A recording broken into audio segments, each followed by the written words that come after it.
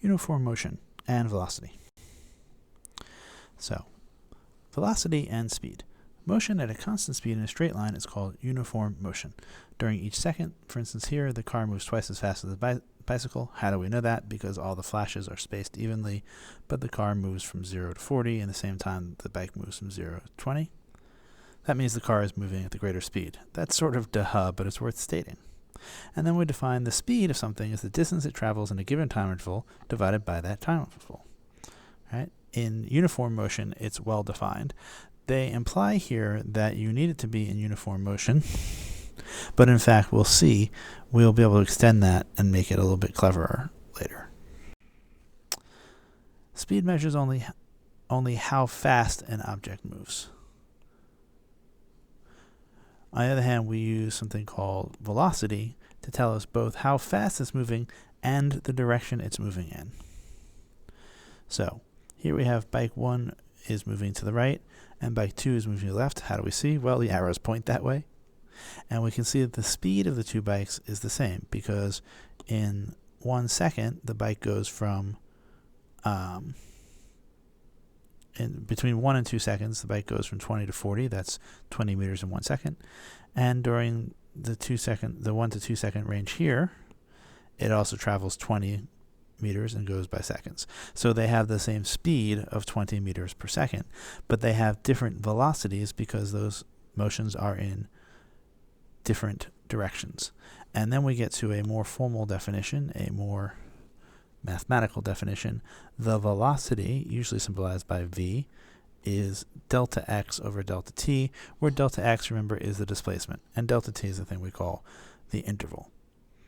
All right, so notice that this is different, that the speed was distance over the time taken. Here it's the displacement over the time taken. That's very different, but turns out to be very useful. Also, this is called what's the average velocity.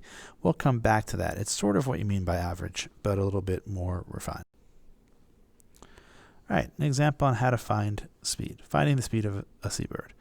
So albatrosses are seabirds that spend most of their lives flying over the ocean looking for food. With a stiff tailwind, an albatross can fly at very high speeds. Satellite data on one particularly speedy albatross shows it to be 60 miles east of its roost at 3 p.m. and at 3:15 p.m. 80 miles east of its roost. What is its velocity?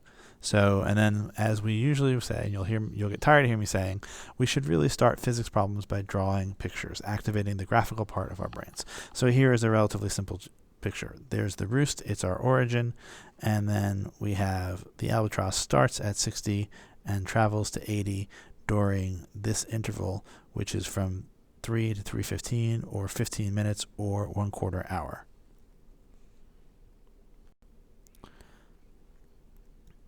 Right? As they say, the statement of the problem gives us a natural coordinate system. We might as well measure from the roost. Remember, places we measure from are the origin. They get a distance of 0. And so we end up with something like this. And now we can do our calculation, which is pretty simple here. But we say that v is delta x over delta t. Delta x is, to be explicit here, this is 80 miles minus 60 miles, because delta x is always the later minus the earlier. So we get 20 miles over 1/4 hour, or a pretty speedy 80 miles per hour. Actually, the answer is a little bit off, because it doesn't explicitly give a direction, and velocity always does. The convention, however, that we have here is that a positive velocity is in the direction specified as a positive. The positive velocity is in direction specified as the positive direction, but it's better to be explicit. So we really should have written this as 80 miles per hour eastward. And later we're going to define more formal symbolism to carry that directional info. But if we had gotten the opposite answer, we would have wanted to say like 80 miles per hour westward. This is because the question is phrased really in such a way as to give us, it's really asking for speed, although they ask for the velocity. And we should be explicit. Velocity always has a direction. So we should always have it in our answer.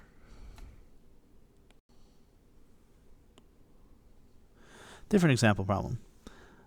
At t equals 12 seconds, Frank is at x equals 25 meters. 5 seconds later, he's at x equals 20 meters. What is Frank's velocity?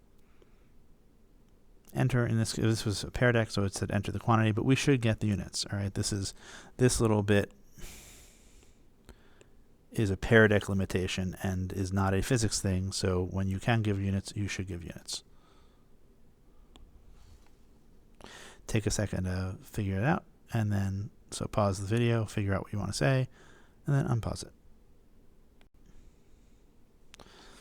Pretty easy. We say the velocity is delta x over delta t, and we ended at 20 and we started at 25, so we should end up with minus 1 meters per second.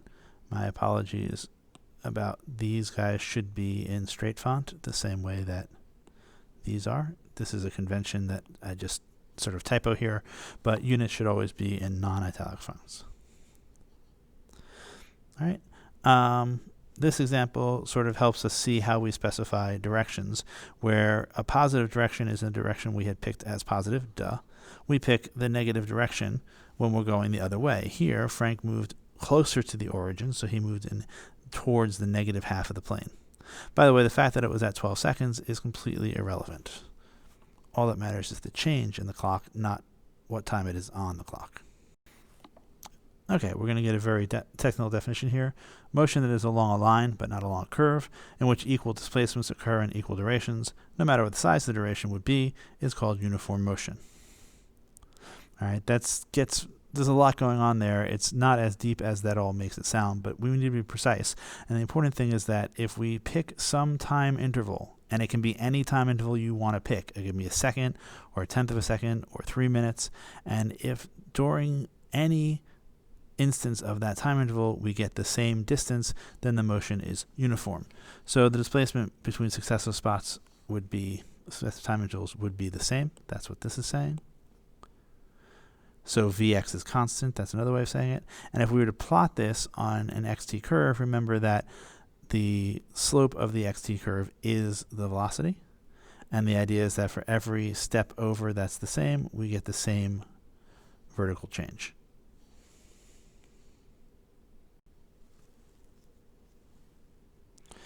And as we said before, we say that the slope, which is the rise of the run, is delta x over delta t, and we denote it with this v sub x.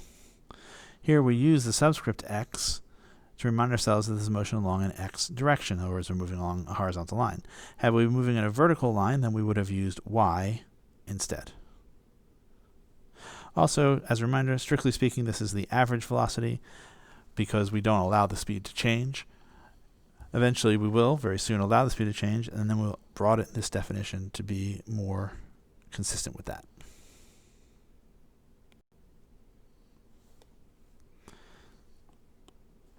Here's a position graph of an object. At t equals 1.5 seconds, the object's velocity is. Pause the video, do your quick calculation, and then roll on to press play to see what the answer is. We need to find its slope. V sub x is delta x over delta t. Since this entire interval is uniform motion, it's a line, we can pick any convenient points.